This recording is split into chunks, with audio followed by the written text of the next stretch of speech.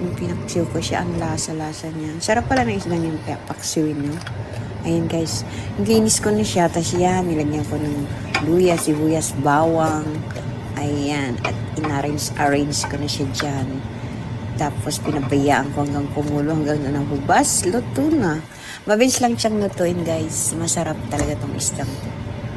Ayan, ang bilis kong nagpaksiw. Kasi parang kagabi sabi ko lang, gusto ko ng paksiw. Tapos nakakapagpunta ko dun sa amin. Parang may talipapa dito sa amin. Nakita ko siya. Sabi ko, masarap ba ito ipaksiw? Sabi nila, oo, yun. Ayan, kaya nilagay ko na siya dyan. Pinaksiw ko talaga siya.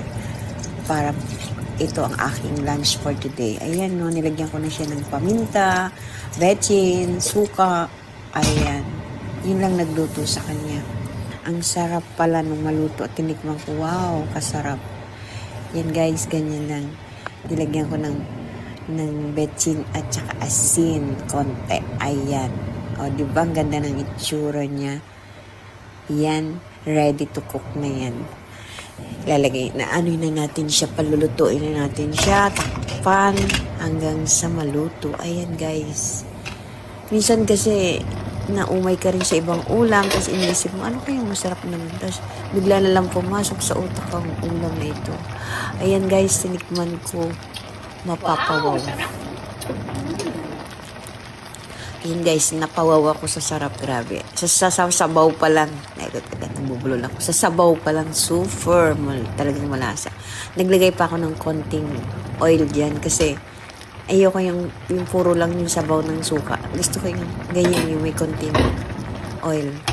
Nagaya ko yan dun sa aking mother na pag nagpapaksiw, nilalagay yan ng konti lang naman, huwag na madami. Ayan. Luto na yun guys. Ang sarap na yan. Luto na siya. So yan ay aming uulamin na yung tanghalian ng aking anak. Ayan. Diba ang sarap ng aking paksiw? Madali lang magpaksiw guys. 3 ingredients lang lalagay mo. Hindi siya magastos. Diba? Saglit lang. O yan, luto na siya guys. Ayan. Kaya kailangan natin siyang ilagay sa ating baunan. 2 baunan yan. Tag-isa kami ng aking anakis. Ayan. O, hating kapatid. Hating mag-ina yan.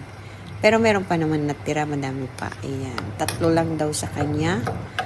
At yung sa akin naman ay 4. Wow! Mas marami yung sa akin.